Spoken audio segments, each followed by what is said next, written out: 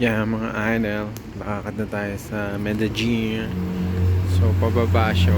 Parang mga cliff ba? Yeah. Pupunta tayo sa Comuna 13 ngayong today. Lalakarin natin mga idol yung meeting spot para sa tours. Yan. Yan mga idol, pakita ko sa inyo yung waterfalls namin dito. Yan o. Dam. Yeah, mga idol, meron din sila basketball court. Dun sa Manila na ako, di ba? Yeah, mga idol, walk trip tayo papunta sa Calle Tour. So, Medellin, parang Session Road, oh. Yung...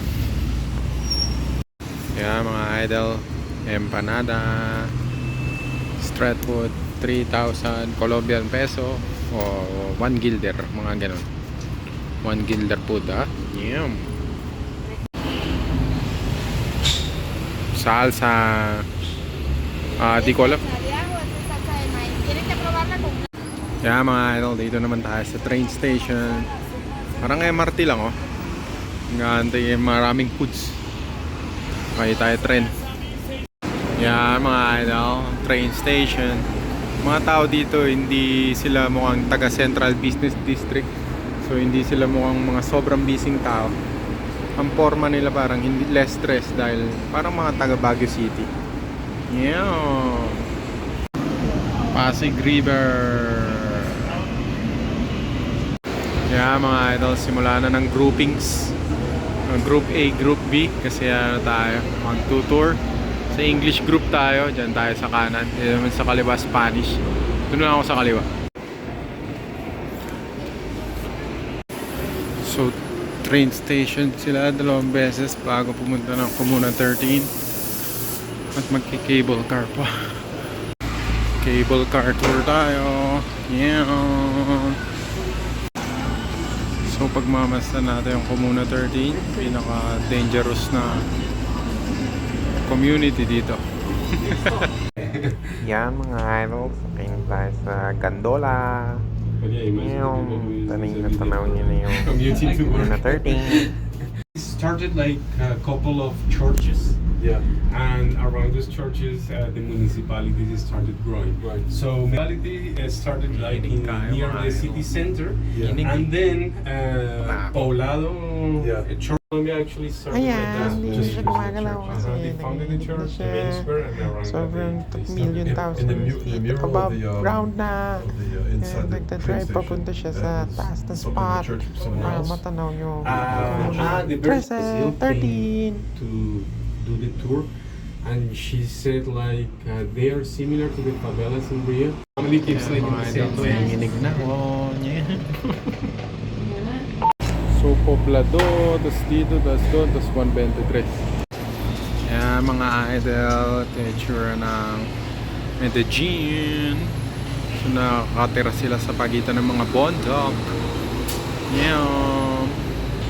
Halos magunaw ako dun sa pagsakay dun, mga idol. Grabe. Tignan mo naglag yung etlogs natin dyan. Yeah. Yan, mga idol, bus ride para sa walking tour. Yan mga idol, simula ng walking tour. Mga street artists.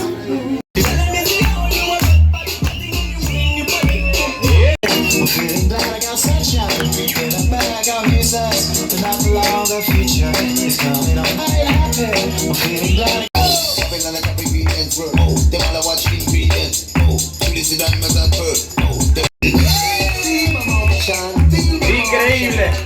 Orion operation. So we have some representations about it. First of all, notice the detail of the helicopter. In the upper part of the hill, you have all the view of what's happening here all the time. So they use it as this execution ground to set example, let them.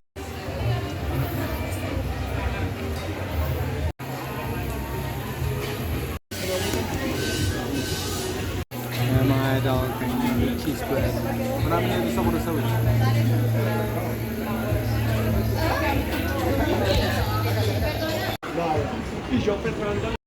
Yung escalator na to, ito yung nag-mark ng ano nila, ng prosperity ba, dito sa Comuna 13.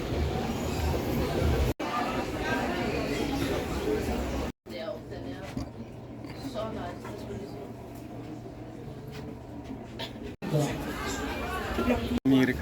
Uy, Pilipinas yan. Hindi ko na din alam.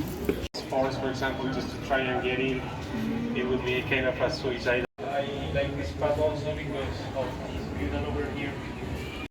Ito mga idol, yung mga pinagkagawa nilang alley dahil masikip, madali pagtaguan ng mga nagtatago.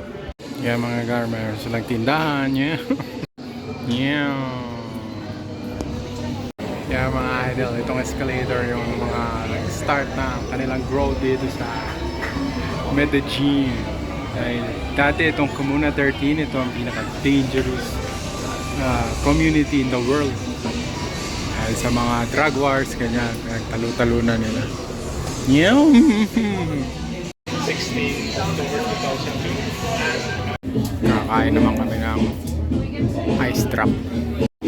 Yeah. Come on, girl, shake that. Dance for me, shake that. Dance for me, oh, girl, shake that. Dance for me, shake that. Dance for me, come on.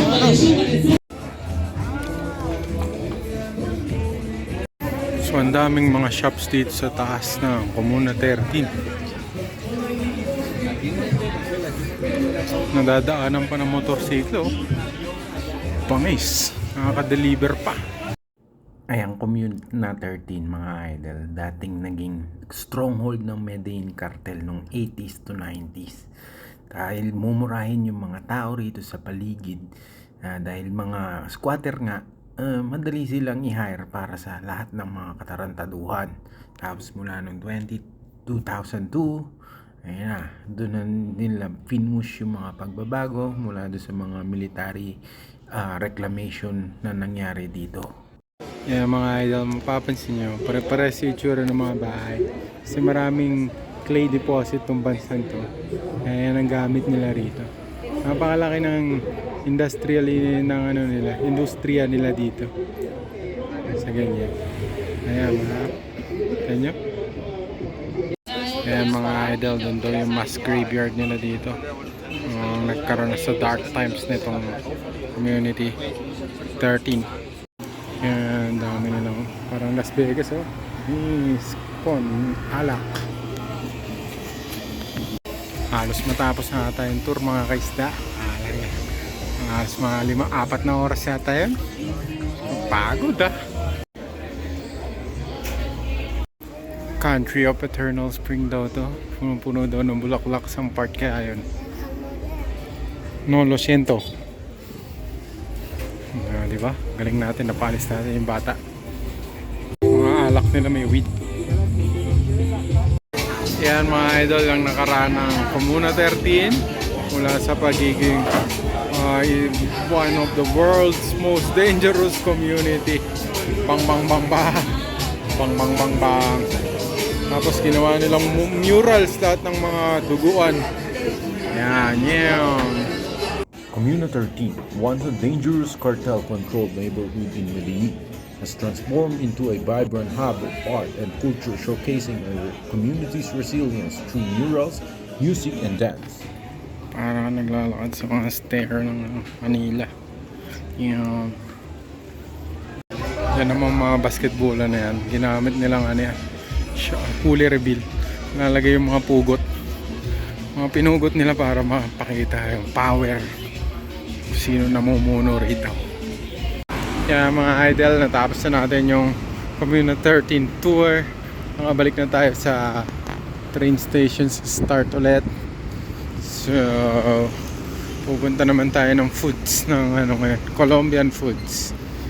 Okay, walking distance lang 500 meters away. So puntahan natin mga idol. Parang 21 degrees. 1 in the PM mula sa 8 in the morning. Yeah, Eternal Spring na. Saan kaya yung mga taniman yan? Kaya mga idol, magkaya naman tayo local Colombian food.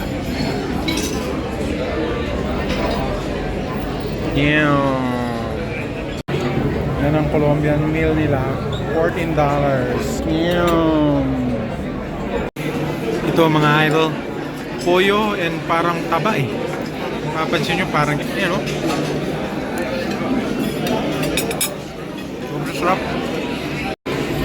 Tapos ito, beans. Ang moemin. You know. Ito naman mga idol, ground beef. Ayan naman mga idol, corn dough. Sausaw mo sa ano, hindi ko alam.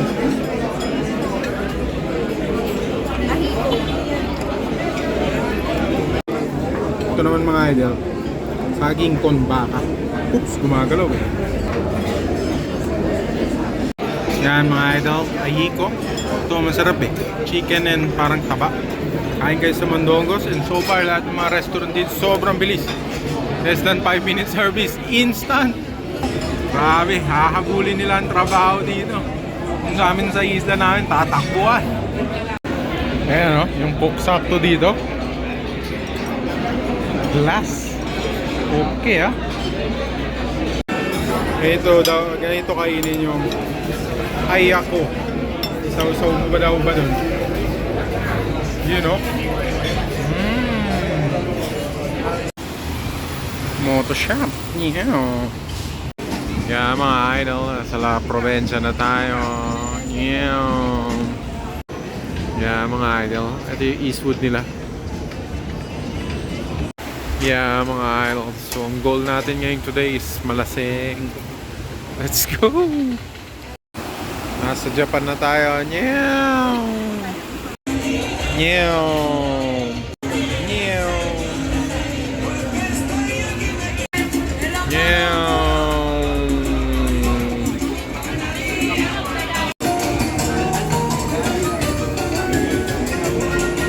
Yeah, $10 sushi at saka $12 ramen.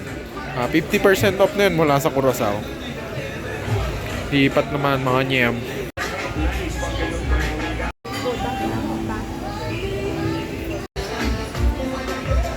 Idol, fortune tayo for today's video. Anong sabi? Ako siya, onyeta. Spanish.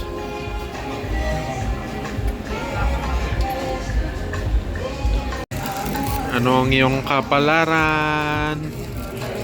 Monjako, let's go! Ang sabi?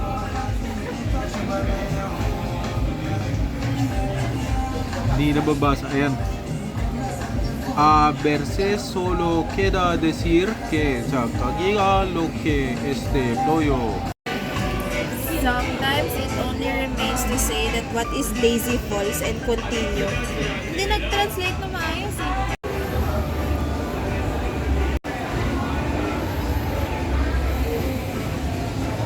La Provenza.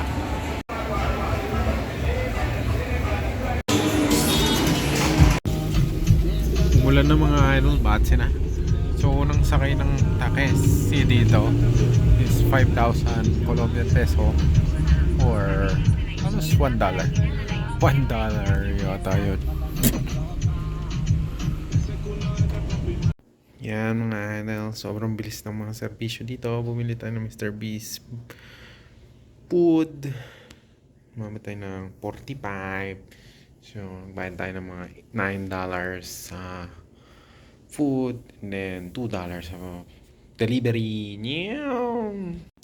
Yan, nandiyan na si Mr. Beast.